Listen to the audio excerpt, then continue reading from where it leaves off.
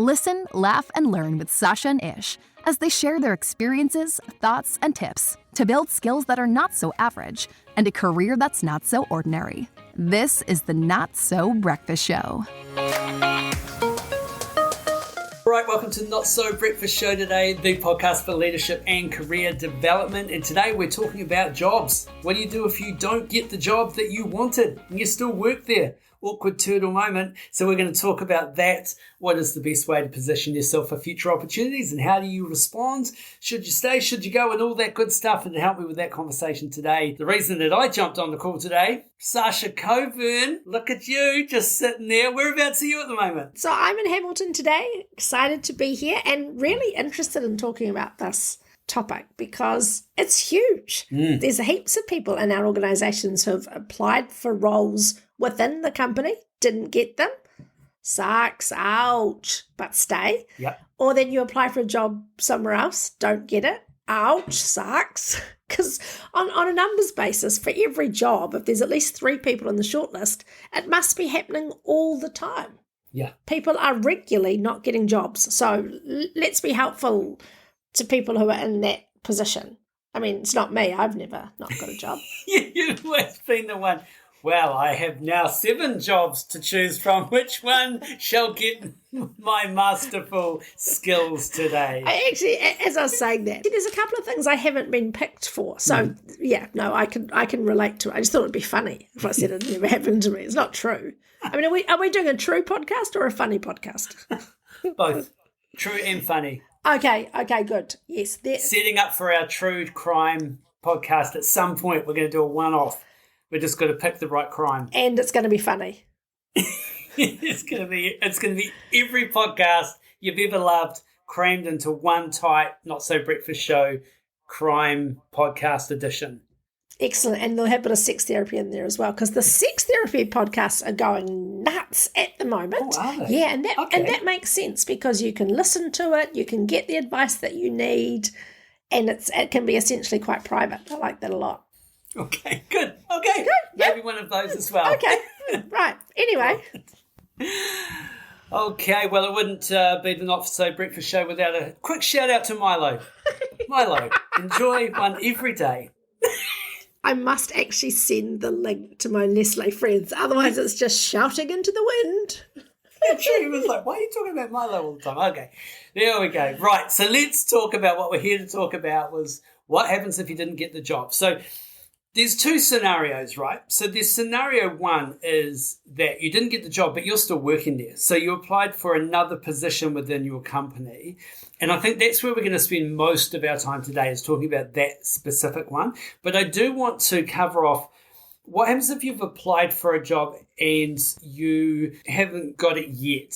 So it's somewhere that you actually want to aspire to be working at, you know someone that's working there or something, and that opportunity hasn't played out. So we can touch on both of those, and I think there'll be similarities within the content that we're going to be covering off that you can apply to both. But let's start with the base level is you didn't even get an interview. Let's say that you applied for the job, you got the rejection. Let's start at that level because that level, you're either, if you're working in the company, you're so not on the radar that you just weren't even in the consideration pile.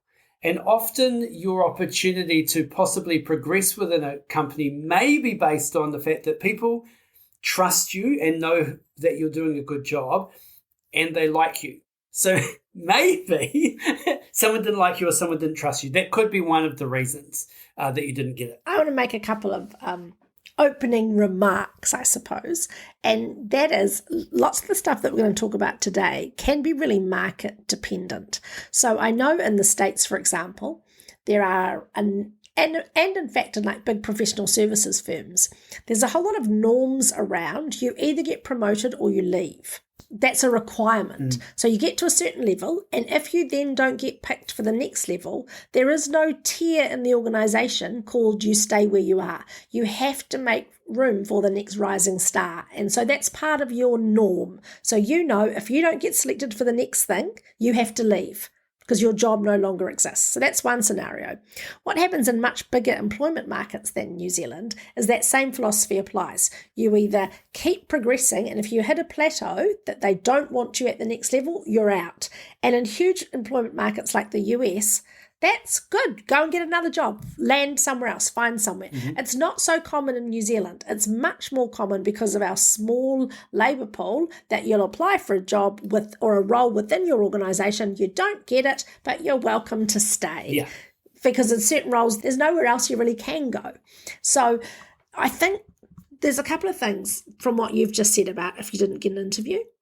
The first thing is exactly what you say. You are so far off the radar that you really have to have a reality check about, is it competency? Are you being noticed? Are you not likable? But the second thing is, if you answer those questions and you go, I definitely add value, I have tried to put my hand up for various things, I think I'm genuinely and generally well liked in the office. If that's the case, I would actually encourage you to leave. Because I have a personal view that an organisation that doesn't have the courtesy of interviewing its internal applicants, it's probably not a great culture that you want to be a part of anyway, right? Because I think as a matter of principle, in all the organisations that I've worked with, if there's internal candidates, I'm going to take the time to have the conversation. Because these are people that are within my ranks. It's part of the care that I can show them in the professional development is to say, help me understand where you're at, what you're looking for. Even if I know I'm not going to give them this job, I want to talk about their career path and what they are after and what they want to do. It's not help me understand why on earth you thought you'd be good for this job. It's tell me about what you're looking for. And even if we can't do it in this role, we'll find something else. So a couple of things to think about there. If you know that you're a genuinely good, capable person and you didn't even get an interview, fucking think about moving on. But don't do that step without having a really good hard look in the mirror to the points that Ish has raised. And I don't know, Ish, if you want to extrapolate on those, the checking your competency, checking that you're putting hand up for stuff, are you well liked? I mean, how have you seen that play out? Yeah, I've seen it play out in the way that people have thought they were ready for roles that they were not ready for. And based on their current performance, they just weren't even considered.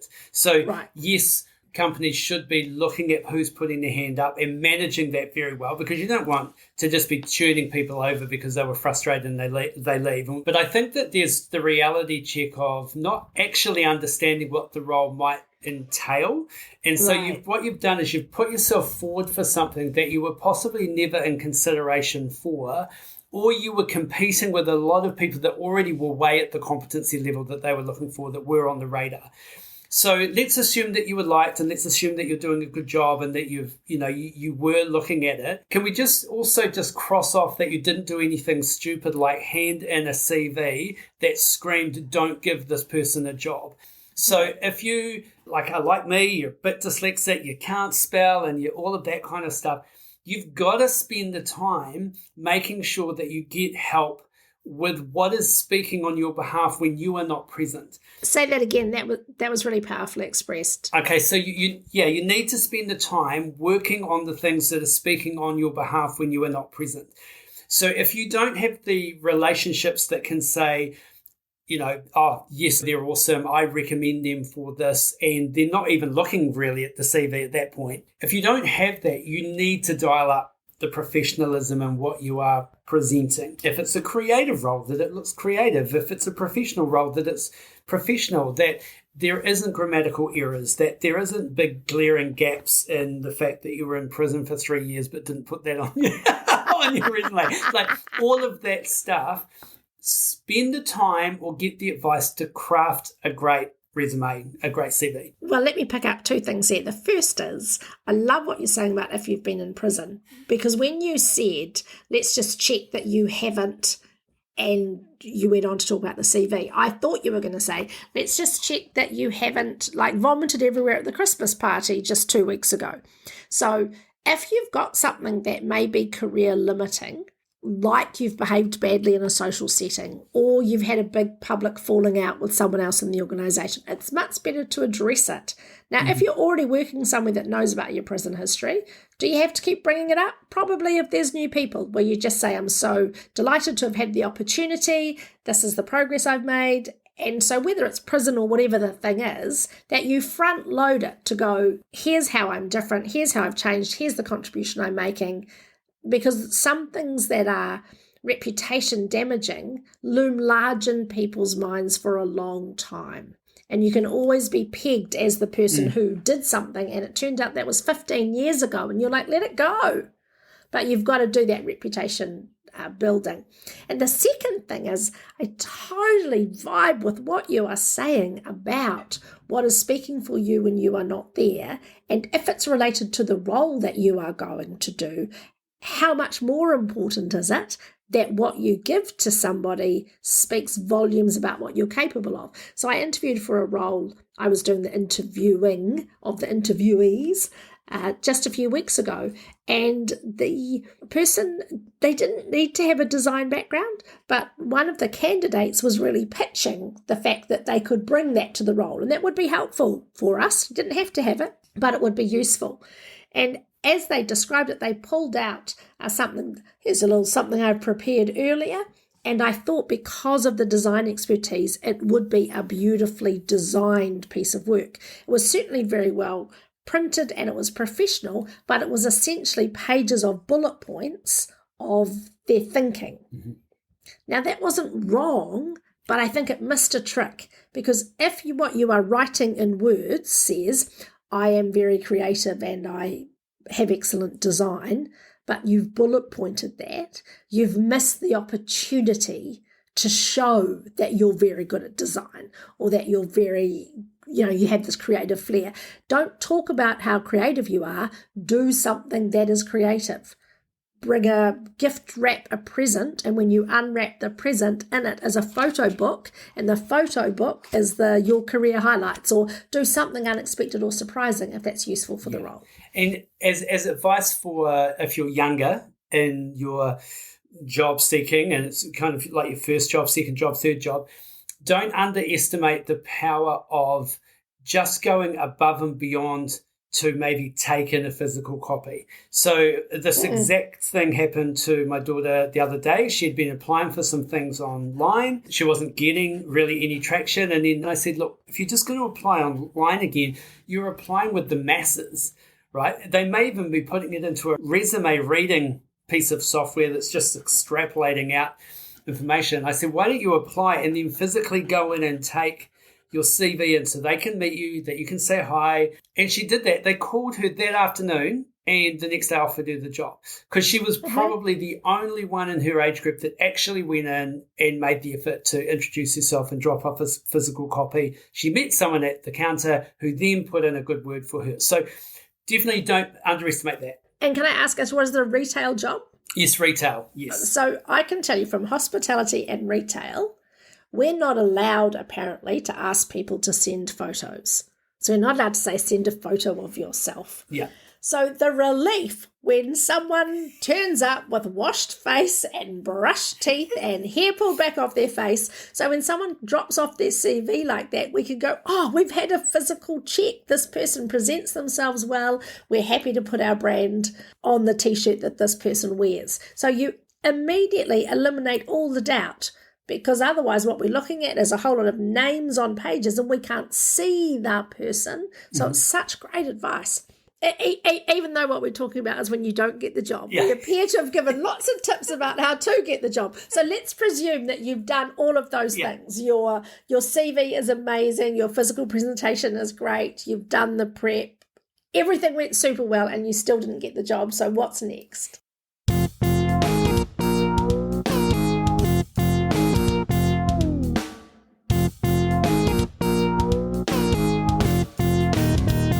So let's assume that, like you said, you've done everything, but you just didn't hear back. I think it's within your right to just inquire and maybe just follow up. So that could be if you know who was the hiring person or the person in between yourself and the hiring person. not going in like, why didn't I get the job? But just asking, was there anything that you were hoping to see that I didn't have, or a skill set you were after that I could work on in the meantime? When you make those little approaches and you put yourself out there, it gives you a bit of street cred. So it's like, yes, you applied, but now you've actually taken the initiative to follow up to find out what was missing so that next time, and you can say that, so that next time a position like this comes up, that I do put myself forward in the best light and make sure that I'm delivering exactly what you would need, because I think I would be great for this role, because the other person might not work out. Yeah, and that works across both scenarios. The scenario where you don't even get an interview, so you haven't got the interview, so you're going to go and ask. Say, I was surprised that I didn't get an interview because I wanted an opportunity to put my case, help me understand what I need to do to be in a position to get in front of you. And if you did interview and didn't get the job, same thing. Yeah. But be specific about what it is that you're asking for. You've got some tips about that, right? Definitely. Don't just go, could you give me some feedback? So you did your interview and now you've got the opportunity to maybe get some feedback. It's not helpful sometimes for them to go, you didn't do this, you didn't do that, you didn't do that. And then you end up like defensive because you're kind of going, well, I did do that, or, well, I didn't know that was part of it, or whatever. Yeah. And it becomes this negative experience. It's almost like you want to be a little bit more proactive. So if you are asking for feedback, say things like, so what could I do better to position myself for this opportunity in the future? How could I have done this aspect? So actually control the narrative a little bit, then be open to what they say, because they might actually say something like, look, we did give you an opportunity to interview because we were interested that you put your hand up for it. But to be fair, you're not at the level that the other candidates were at. And then you can sort of take that on board and you can reflect that back to them. So what would it take to get to that? Or what would this person have done in their career? And they can give you some advice. So just be more proactive with your approach. And in some respects, when you say, I'd just like some feedback, I often want to say, you didn't get the job. That's the feedback. That's the feedback. The feedback is, wear pants. it is really nice when people come specifically to ask. It is, definitely. And I think as employers, it's important that we do give the opportunity to provide feedback, especially as you get further in through the rounds. Like if it's just been a phone interview, which is really common practice, right? We do CVs, we go through them, we pick the ones that we think could tick the box. We do a phone screen, and then that moves into an interview round. So if you're kind of getting through the rounds, if you're getting through to the last few second interviews and you're not making the cut, you could have just been outclassed by somebody else that came in. But the feedback at that point is still really useful, and it's things that you can just take on board for maybe future interviews or development opportunities, because it could have just been tenure. Like the person could have just been here longer, they knew them more, we're definitely interested in, but you're still quite new, want to see you develop a little bit more. So let's talk about the fact, again, we're in the same workplace. You have a choice to make. That choice is, how are you going to react now that you didn't get the job? So someone else has got it. And I always think this is an interesting moment in time, right? Because you risk giving evidence to why they shouldn't have hired you. So you react badly, you get disgruntled, you start to mouth off, you get into that negative, maybe a little bit of anger, and it's okay to be disappointed, but you know, if you do play out, what will happen is they'll go, yep, and that's why we didn't give them the job. And that is brand damaging for any future opportunities, because that will be the filter in which they see you. If you actually can get yourself together, ask good questions, get good feedback, and then just carry on and then look to put your hand up for other stuff, that will also serve you for the next opportunity and next interviews. And I think one of the key measures around this is your willingness to get in and support the person who did get the job. That's a key metric of your professional maturity, is to say, I didn't get it and I'm going to do everything I can to help and support the person who did. It's hard. And so I do think it's okay to take a moment where you go, yeah, I'm going to have a little bit of sadness or a bit of reflection. We're not asking you to go into robot automaton mode and go, well, thank you for telling me I didn't get the job. And like a second later go, so how can I best help the person who did? Right? Give yourself some time, but that's time that's best spent privately getting yourself together and then turn up, because you're not in most organisations, we're not just in service of ourselves, we're in service of something that's bigger than that. So if you can still be committed to what that thing is, then you can turn up and do it. And if you do know the person that has got the role and you are working with them, their narrative back to the people that employed them is important, because we check in on those people, right? We go, so how's it been? How's the first few months been? How's the team been? And if what we're hearing is actually these people haven't been great to deal with, they've been hard work, they haven't coped with the fact that they didn't get the role properly, that kind of stuff can definitely have future brand damage. But if the narrative was, actually, can I just say that Kevin has been fantastic, so supportive, or Mary has been amazing, she's been doing this, this, and this, she's really stepped up. I tell you what, when any other opportunity comes up, that voice will remain in the people's minds who did the hiring. We'll be right back. If there was one skill that could double your income, advance your career, and increase your ability to influence, it is the skill of presenting. Whether it's on stage, in the boardroom, or at a job interview, the 30-minute presenter program will help take you to the next level. So check out our Instagram page, click the link in the bio, and get started on the 30-minute presenter program.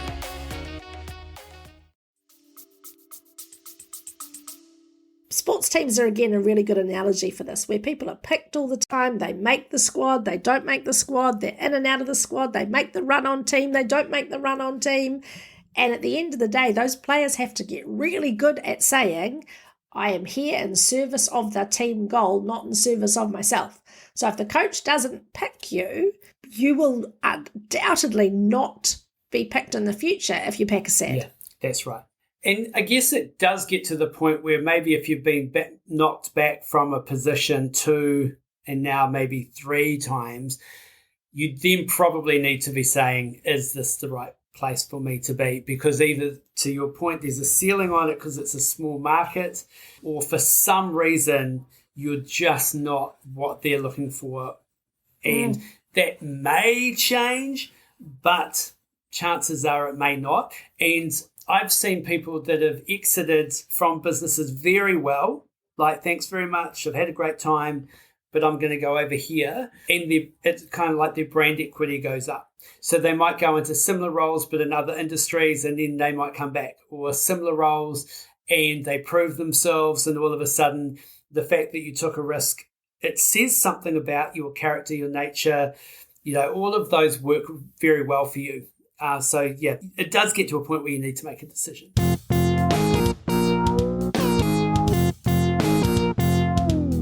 I think there's 2 important ways to think about this. The first is being liked is not your ticket. Being respected is. And every single employer, every single boss, every single manager, every single leader loves people who get shit done. And I love that piece of advice that Barack Obama gives, where he said, I just surrounded myself with young people who did stuff, who actually got the job done. Be a person who does not sit around and talk. Be the person who turns up with the results. This is what I did. I've got it done. It's done, boss. Don't worry about it. It's sorted. So be actively completing. Spend more time doing the job really well than you worry about whether people like you or not. But equally, just because you are good friends with the boss's son or the boss's wife or whoever, that's not going to help you. Understand whose opinion matters, and it's not about being a grease ass and bringing them morning tea every day, although it worked for Ted Lasso, didn't it? That shortbread trick was, the shortbread was biscuits. That was a bloody good idea. It's not about that, but it is saying who has influence in this organisation and who has the influence that I'm not perhaps aware of. And it's really interesting to see who that is. It can be people who don't have power in terms of the hierarchy, but they have power in terms of longevity, or they get asked their opinion. It might be the receptionist who sees how you come in every morning. If you come in every morning and go, bloody hell, another day, oh, this is tough. And then the boss comes in, you turn around and say, g'day, boss.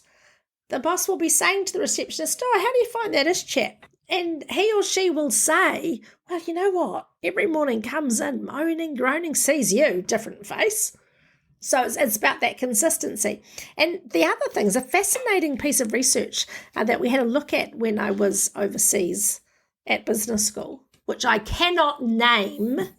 It's my new rule. You can't name it, okay. My new rule is to not talk about it ever, but I'm going to hold the name of it up to the camera. So if anybody's watching this, you can see it. So fascinating research about whether talent is portable. So if you are a really high performer in one organisation, if you then move to another organisation, does your talent come with you? Are you as likely to be a star in multiple organisations? And look, I can't even remember what the answer to that question is, because I was fascinated by this idea about support networks. And it turns out that when you take, generally speaking, you take a man who's a star in a particular organisation and you put him in another organisation, he will find it harder to be a star there and it takes him longer. When you take a woman out of an organisation and transplant her, it doesn't take her as long and she doesn't find it as hard. Do you know why? What would your guess be? My guess would be because women, gendered, tend to network, tend to have friends across multiple locations, industries, a little bit wider. Probably men would, my 5 best friends are, 4 of them are at work and my mate Jeff that I go have a beer with. That is exactly it. And we didn't even set this up. You're a genius. No one at Harvard, no one at that business school got that right. That's exactly it. So what women tend to do is, because there's so few of us as we move through the echelons of organisations, there might be a board that's got 8 people on it and 2 are women or 3 are women, but it's not often that there's 6 women and 2 men as the split. And so our networks are across different organisations and different channels. So when we move from one organisation to another, our networks are intact. Yeah. They stay in place. And I think about people I walk with, people I work with, and it's multi-organisational, multi-dimensional. And you absolutely hit the nail on the head that for guys, because there's more of them in a workplace, they build their team in one place. So when they move, there's also this feeling that they've betrayed their mates. Mm-hmm. Oh, you've left us. Or, oh, we can't talk to you anymore because maybe there's commercial sensitivities or whatever. So this idea that to continue to propel your career, you need to have really good support networks. That is both within the organisation, who is powerful, who's influential, who do you need to make sure knows that you're doing a good job? Question 1. Question 2 is make sure that you've got a support network that is not entirely dependent or internal to the place that you are working. You want it to be wider than that so that you can get outside advice. Love it, love it. Network like a lady. That's exactly it. Network like a lady. Now, full disclosure, when you ask me the question, I don't want to debunk my, smoke and mirrors of being smart. But for some reason, I think we've had this conversation before. Maybe, but I don't know if it was on the podcast or whether we've just talked about it. But anyway. Well, you know who will know? Michelle Pearson. Yeah. Bless you, Michelle, for listening to every episode. Can you let us know? Are we just boring you now with repeated stories? Or is Ish just a genius?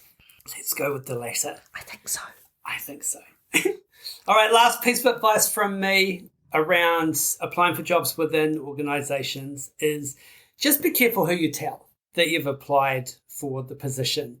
That network of people that you have around you, if it's a tight network and a strategic network, I'm not saying that you shouldn't ask for advice and say you're thinking about putting yourself forward, but those wider circles where you just throw it out there that you're applying for the role, you don't know if they've got your back.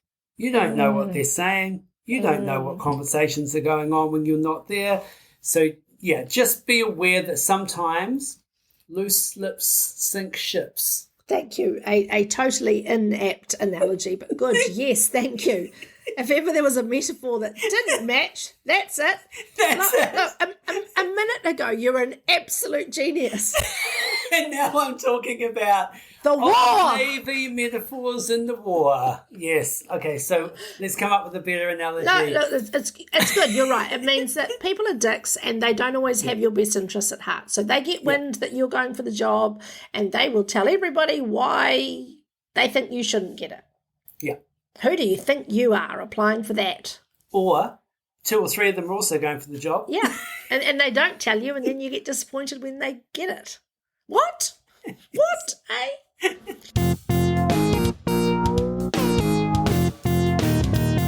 All right, so interesting conversation there around what to do if you don't get the job. I think that if we were summing it up, it's basically if you don't get it, ask some questions why, get some feedback, and don't be a dick. Don't derail your entire future opportunities and careers because you're frustrated. Wait and just see. Chances are the new person may not work out and you've been supportive and suddenly that opportunity comes along. Maybe there, maybe somewhere else, but opportunities show up for great people. 100%. And if the job that you didn't get is outside of your organisation, the follow-up piece is even more important. Send them a note. Ask for the feedback. Send them a note. Thank you for the time. Contact them in a month's time. Just following up. How's it going with the person you did employ? I'm still interested. Let me know. I've got a guy who's doing that for a role at Coffee Culture that we weren't able to give him. He contacts me every couple of months. And I've now got to the stage where I've said to him, I'm not going to re-advertise it. If we need to replace that role, I'm not going to re-advertise it. I'm going to ring you first. He's been really solid about that follow-up, and I think good on him. Nice. Be that guy. Be that guy. What you doing at the moment, Sash? Well, I am not watching this program on Netflix called The Cleaner, but Chris is. And it's a New Zealand guy who wrote this crime story, and it's set in Christchurch. So New Zealand being such a small place, we can have what's called cultural cringe, where we watch ourselves on TV and we go, oh, like we're not used to seeing it. But he said it's really cool. It's sort of this mix where it's just rolling along and it's easy. Then all of a sudden it's very R18 with a bit of torture, and then it's back to cruisy Christchurch. So The Cleaner, anyone who wants to check out some local television, well, it's international, but it's filmed locally. Give that a go. That's pretty cool. And also, tomorrow, I'm pretty excited. Tomorrow I'm doing the closing keynote at the REINZ, which is the Real Estate Institute of New Zealand conference. But it's an old new one for me. So this is what's exciting about it. We're doing the top 10 hits of life.